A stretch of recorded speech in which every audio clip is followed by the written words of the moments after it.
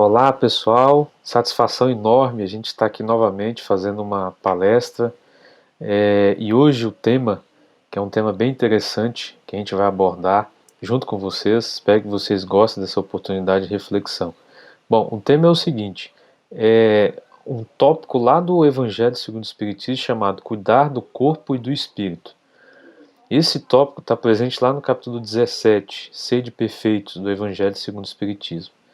Bom, para a gente então iniciar a nossa atividade de reflexão, vou pedir para que cada um de vocês possa então estar junto comigo fazendo uma prece.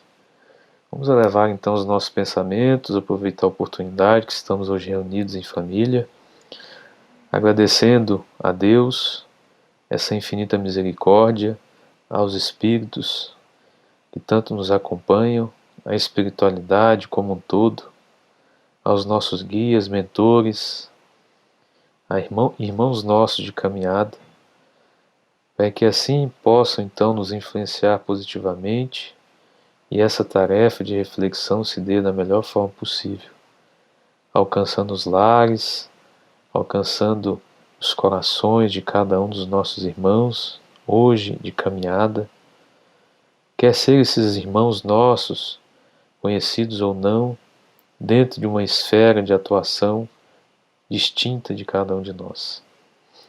Que esses mesmos irmãos então possam ser influenciados e que essas palavras, essa mensagem do Evangelho nos conforte a todos. Possamos iniciar em paz e que assim seja. Então, pessoal, para esse nosso período de reflexão que realizaremos, a gente vai abordar algumas questões fundamentais que eu acho que são importantes para a gente iniciar, né, essa nossa abordagem. O que nós pensamos, então? Acerca desse tema, que é um tema muito peculiar e que se a gente for trazer para o nosso universo, né, individual, todos nós sabemos que nós precisamos cuidar, né, do nosso corpo, como também a gente deve cuidar do nosso espírito. Mas será que a gente compreende bem a relação intrínseca que há entre o corpo e o espírito? Será que vale a pena a gente fazer um pouquinho dessa reflexão?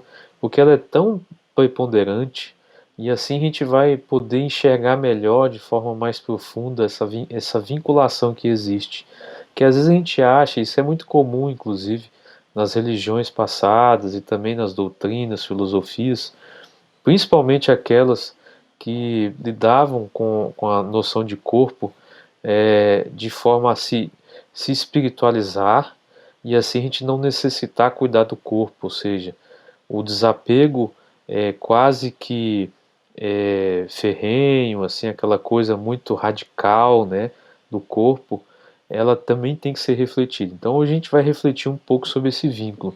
Será que a gente precisa somente cuidar do espírito e não do corpo? Será que o espírito não influencia o corpo e assim vice-versa? Isso é um ponto que a gente quer refletir então nessa palestra que nós estamos realizando. Bom, antes da gente começar a abordar sobre isso, vamos falar então um pouco sobre o universo, né? O universo ele é constituído do que nós chamamos, dentro do Espiritismo, de um princípio muito importante que dá vida aos seres humanos, aos animais, né, aos vegetais, que nós chamamos de princípio vital. O vital de vida, né, ou seja, traz vida, faz com que esses seres se locomovam, né, possam realizar as suas atividades, né, ou seja, desenvolver as suas capacidades motoras. Quando não existe esse princípio vital, que não está em tudo, ou seja, está nos seres orgânicos, não existe então movimentação. Aqueles outros fatores naturais vão fazer de uma certa forma que esses materiais, vamos dizer assim, se movam, né? Tanto o estalar de uma... Isso era muito observado, principalmente na época de Kardec, quando ele começou a perceber a influência dos espíritos nas mesas girantes. Isso é uma coisa que a gente precisa voltar e refletir um pouco mais numa outra oportunidade. Mas quando a gente trata o princípio vital, é justamente para a gente compreender que há uma diferença entre ele e aquelas outras energias, né, que vão de uma certa forma fazer com que esses objetos se movam. Diante dessa reflexão, a gente precisa então distinguir o que é o princípio vital, que hoje é preponderante dentro de todos os seres orgânicos que têm vida, e também o princípio que Kardec e os espíritos compreenderam como princípio inteligente, ou, de uma certa forma, princípio espiritual, que não necessariamente quer dizer, né, que aquele ser orgânico ele tenha pensamento, né? Quer dizer o quê?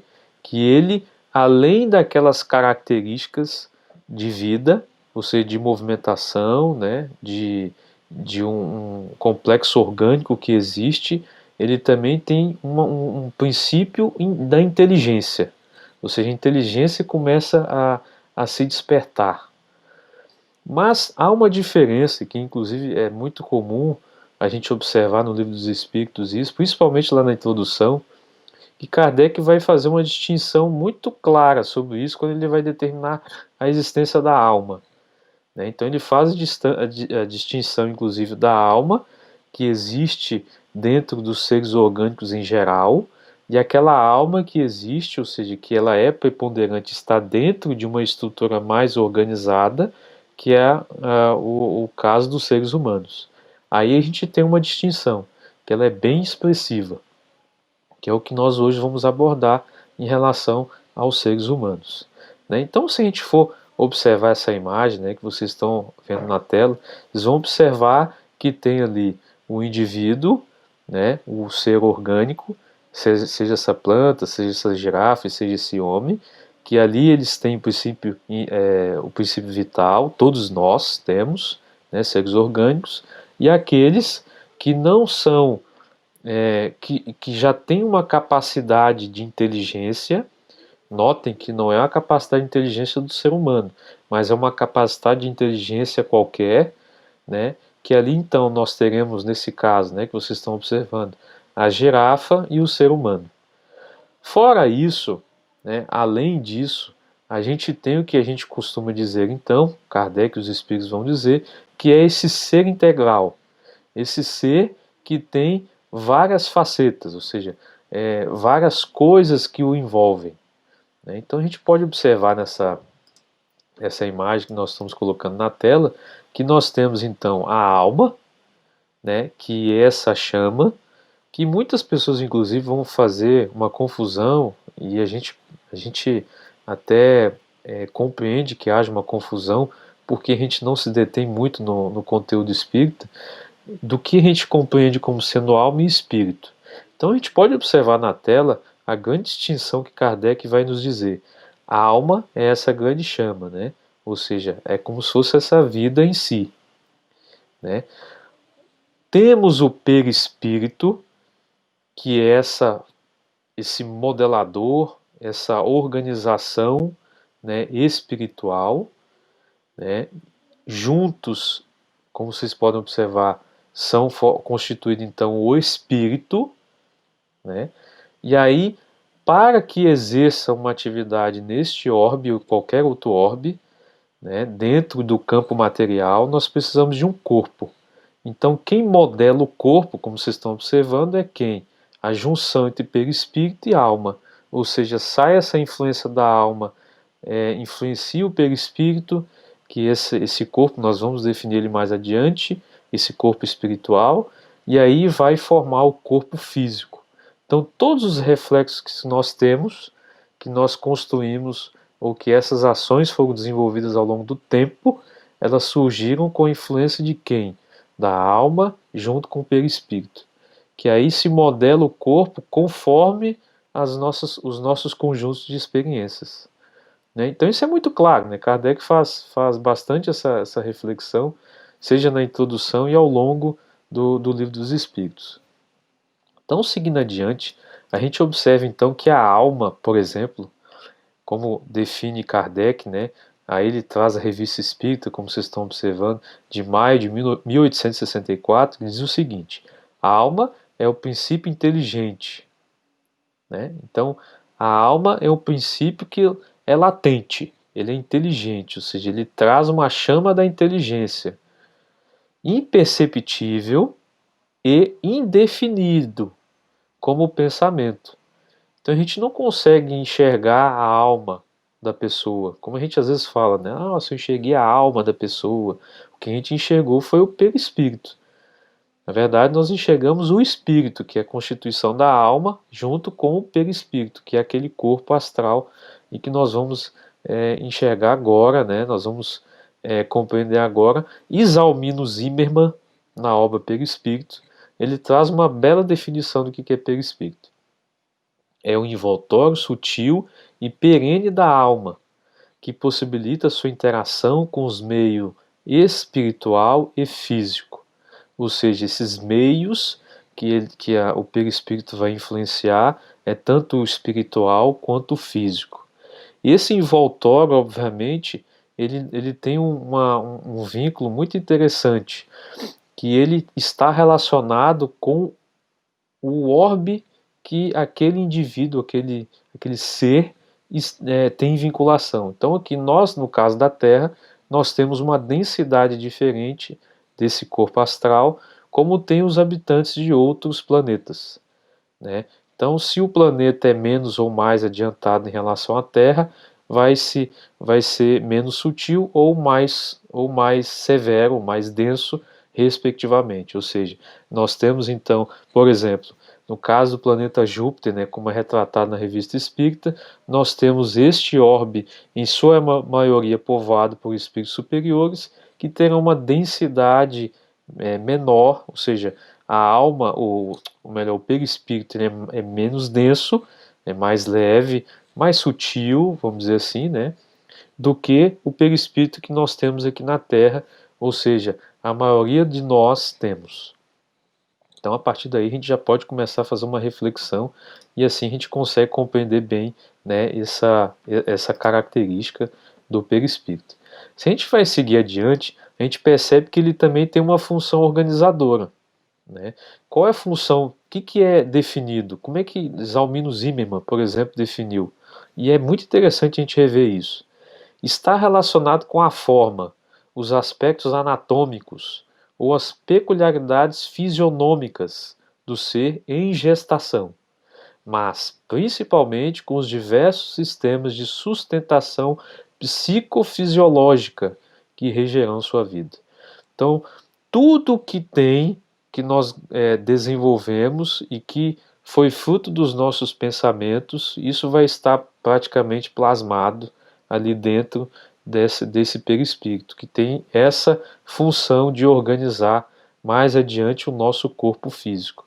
Ou seja, todas as nossas debilidades que nós tivemos no campo emocional do sentimento, elas ficam impregnadas nesse corpo astral, que mais adiante, como ele retrata, né, no caso de uma gestação, a criança vai ser gestada conforme, né, tanta influência, óbvio, né, da genética da mãe e do pai, mas especialmente em relação às experiências passadas.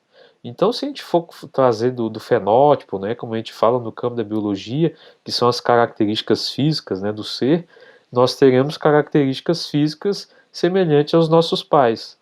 Mas as características morais, né, os pontos de vista, a evolução do próprio espírito, só para a gente relembrar, né, alma e perispírito, aí nós teremos conforme as nossas vivências.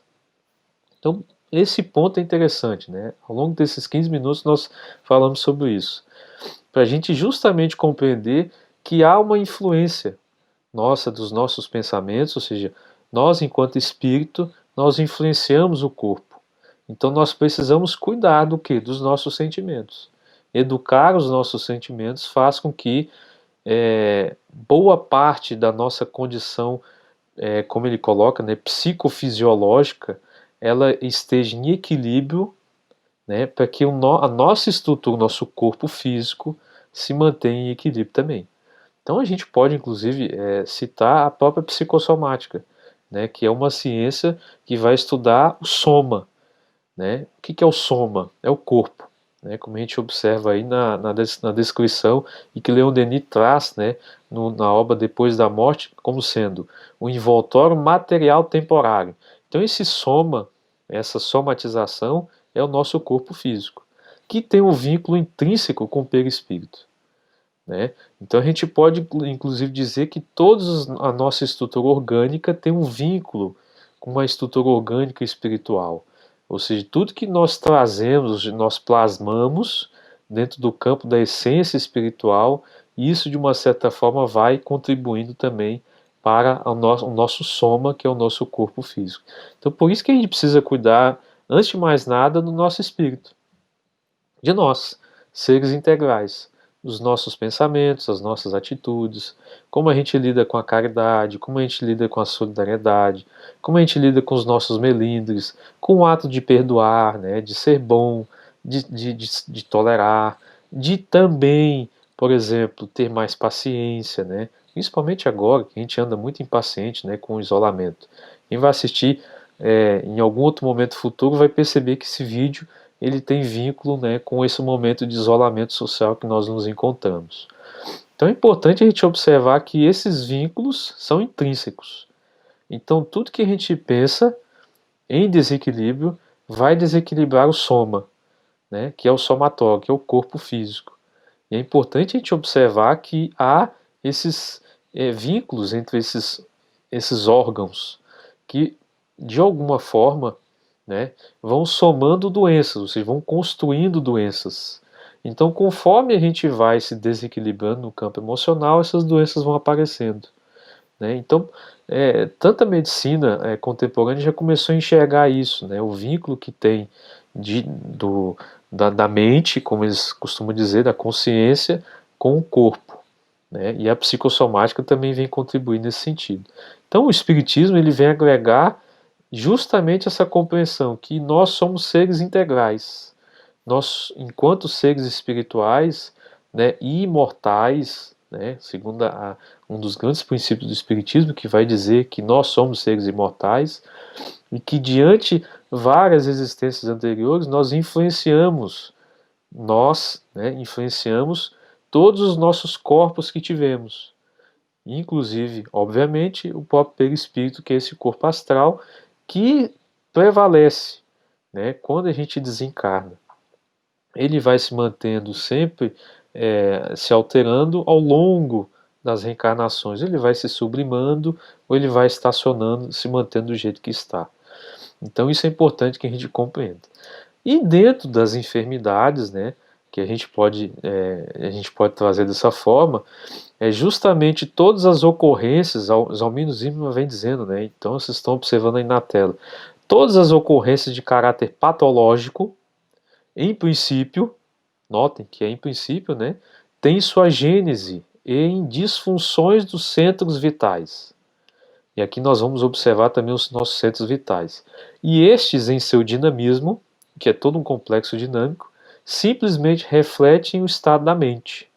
Então, se a gente considerar que o corpo é um reflexo do estado mental, ou seja, a postura que nós temos em relação à vida, em relação às pessoas, ele é efetivamente esse soma, a somatização. Então, quanto mais a gente mantém o nosso vínculo positivo, né, com a espiritualidade, com a boa leitura, com as reflexões, com a prece, né, com bons pensamentos, com a própria positividade em relação à vida, com a fé no futuro, a gente vai somando energias potencializadoras que vão, de uma certa forma, nos dar força suficiente para enfrentar os nossos desafios. E como é que a gente supera, né, essas enfermidades? É isso que a gente precisa refletir bem. É justamente enxergando as dificuldades que nós temos.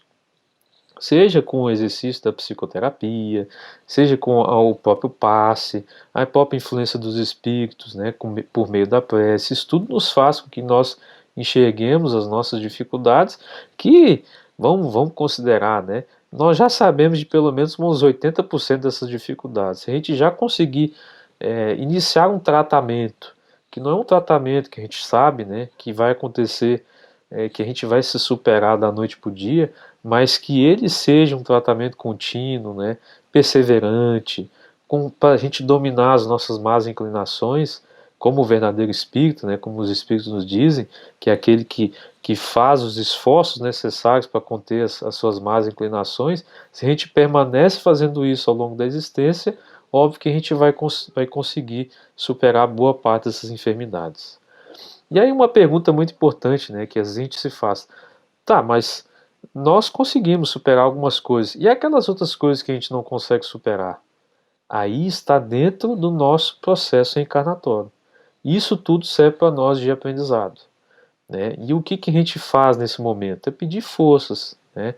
Para a gente se manter resignado, diante dessa dificuldade, ainda assim a gente manter a alegria de viver, porque a vida é uma oportunidade de refazimento, e é um processo educativo, e a gente precisa manter-se sempre nesse processo contínuo de positividade, mesmo que isso, de alguma certa forma, para algumas pessoas, a gente encare isso como sendo um processo surreal, né? Ah, ele fica pensando sempre de forma positiva e nunca é realista. Não, nós somos realistas, né? Porque a gente compreende as nossas limitações, mas nós também buscamos, né, acreditar no futuro. E essa esperança, né, ela tem que ser sempre constante. Então, para a gente finalizar, só para a gente observar, né, essas relações dos centros vitais, como vocês estão observando. Então, nós temos ali o centro vital coronário, ou centro de força, né, como alguns vão dizer, o frontal, laríngeo, cardíaco, esplênico, gástrico, genésico, todos eles em sintonia, se caso a pessoa estiver em equilíbrio. Se caso nós estivermos em desequilíbrio em algum ponto, em algum centro desse de força, aí a gente começa a gerar as inúmeras doenças, né, e patologias adversas. Então, em relação aos centros de força, temos essa perspectiva, ou seja, cada centro de força desse, ele tem um papel fundamental, né, no vínculo que o perispírito tem em relação ao corpo. Tanto é que, se a gente for observar, né, no vínculo desses centros vitais, por exemplo, o coronário, ele é um vínculo direto com a espiritualidade. É por meio dele, inclusive, que nós trazemos as, as intuições que nós recebemos, com base, óbvio, né, na, na atitude contínua que nós temos de fazer preces diárias, por exemplo. Isso é um ponto essencial para que essa comunicação permaneça, né, ao longo do nosso dia. Tanto é que o próprio exercício do passe, ele é aplicado justamente nesse ponto coronário, para que a gente consiga reorganizar ele, né, e assim a gente manter esse vínculo com a espiritualidade. Os outros chakras, que alguns filósofos também vão conhecer como chakras, ou centros vitais, ou centros de força, temos aí o frontal, como nós já citamos ele, né? Ele tem um vínculo direto com a mente, com a inteligência, né? Tudo que a gente precisa, então, trabalhar nessa perspectiva, a gente precisa dar ênfase a isso, a gente precisa estar com ele organizado. E claro que os sentimentos também fazem com que esse centro de força seja desorganizado. A gente faz mau uso da inteligência, né? Ou se a gente está com ela interrompida em razão de algum vício moral, ou a gente está buscando excessivamente questões relacionadas ao nosso primarismo, ao nosso instinto, tudo isso a gente precisa fazer com que ele se mova, né? Com que ele se mantenha organizado. Lá o laríngeo, né? É o reduto da fala, é o reduto que a gente promove essa composição. Quando ele está em desorganização, a gente percebe inclusive que essa parte está desorganizada, que são dores que nós sentimos aqui, né? Especialmente pessoas que têm dificuldades com doenças nesse sentido, né? Ou seja, a gente tem uma rouquidão muito severa, né? Ou aquela coisa muito entalada que a gente não gosta de falar, e aí gera aquelas inflamações desse corpo astral laríngeo, vamos dizer assim, né? Que vai influenciar essa estrutura laríngea, e assim a gente vai mantendo isso desorganizado. Conforme a gente vai percebendo que a gente precisa exercitar mais a nossa comunicação de forma positiva, que a gente não deve deixar as coisas entaladas, né? A gente precisa conversar, dialogar, trazer com que essa força seja esteja sempre organizada, aí a gente passa a ter menos dificuldades com esses processos que ficam se instalando de forma inflamatória. O próprio cardíaco, né, está relacionado com o nosso coração. A gente precisa compreender que tudo que a gente vai fazer e que gera o estresse emocional do nosso dia a dia é em relação ao desequilíbrio que nós estamos tendo nessa região. E o estresse faz com que a gente desequilibre, né, esse centro de força. Tanto o estresse quanto a própria ansiedade, né, as dificuldades que nós temos de lidar com as nossas, também com as nossas emoções, né, tudo isso tem esse vínculo e faz com que ele se desorganize. Quando ele vai se reorganizando, as coisas também vão tomando forma. Claro, né, pessoal, que a gente está aqui fazendo uma reflexão do que o espírito tem em relação ao corpo, nesse momento atual. O que nós podemos fazer hoje para reequilibrar esses centros de força. Se algum centro de força já vem desequilibrado, é porque nós já tivemos essa carga energética desequilibrada em outras encarnações. Por isso que lá no capítulo 5, quando vai falar, né, sobre bem-aventurados os aflitos, e que ele traz as causas anteriores das aflições, é justamente para compreender que também aflições passadas vão, óbvio, né, ter uma influência muito preponderante no corpo astral, no corpo físico atual. Então nós temos isso muito visível quando a gente percebe que a pessoa já tem uma predisposição a desenvolver um determinado tipo de patologia. E se ela já tem uma predisposição para desenvolver isso, e esse processo reencarnatório, né, de expiatório, a gente vai ter que ir aprendendo ao longo da caminhada, e várias provas vão nos ser colocadas para que a gente consiga rever, né, esse tipo de postura que a gente está tendo. Muito importante, né? A gente precisa compreender. E aí tem os demais, né, centros de força: esplênico, gástrico, genésico. Genésico, que é aquele muito vinculado à terra, né, às questões de mundo, que se a gente é, desequilibra ele, é porque a gente está com esse tipo de energia muito chão, muito vinculada a questões, inclusive de ordens sexuais, né? Ou seja, esse desequilíbrio faz com que desequilibre esse centro de força. Então, isso tudo para a gente compreender como o espírito tem uma relação muito preponderante, né, na influência do corpo.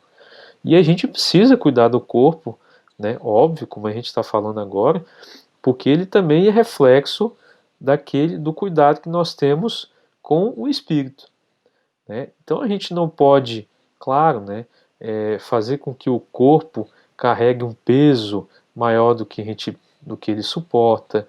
A gente tem que fazer os alongamentos, fazer as atividades físicas que são necessárias para manter o corpo funcionando, a irrigação, né, o alongamento que a gente faz, né, antes ou depois de uma atividade física, ou seja, manter essa estrutura orgânica funcionando. E isso é importante, né, porque ela vai, de uma certa forma, também corroborar para, né, a potencialização dessas patologias. Então a gente observa que não só, né, o espírito influencia o corpo, como também o corpo pode influenciar o nosso ponto de vista, né, e assim a gente, de forma desregrada, desorganizá-lo. E de uma forma muito ampla, a gente pode, claro, né, chegar à conclusão de que quanto mais a gente potencializa, né, a nossa visão sobre a vida, nos tornando seres mais integrais, que estão relacionados uns com os outros, né, que a gente precisa fortalecer esses vínculos, que a gente precisa superar as nossas dificuldades que nós temos conosco e com os demais, né, buscando a harmonização das nossas relações, melhorando a nossa empatia, né, o nosso diálogo, fortalecendo as nossas qualidades físicas e espirituais. Assim a gente consegue então fazer com que esse corpo, né, essa estrutura complexa desse ser integral, ele permaneça sempre em equilíbrio. Claro que nós teremos as nossas expiações, né, que cada um de nós temos, diferentes uns dos outros, mas teremos também a oportunidade de superar com as provas que ocorrerão ao longo da nossa existência. Então, só para a gente trazer essas reflexões e assim então a gente sair de forma muito positiva, né? Na esperança que nós somos seres integrais, somos seres conscientes, nós devemos trabalhar para o todo, né? Sabendo que nós recebemos influência e influenciamos as pessoas, e isso é muito importante para o nosso progresso. Então a gente fica com essa mensagem de reflexão acerca desse capítulo muito belo, né, finalizando esses tópicos do capítulo 17, Sede Perfeitos, e a gente aproveita a oportunidade então para saudar os nossos irmãos internautas e aqueles companheiros que nos acompanharam até o momento. Um forte abraço a todos e até mais.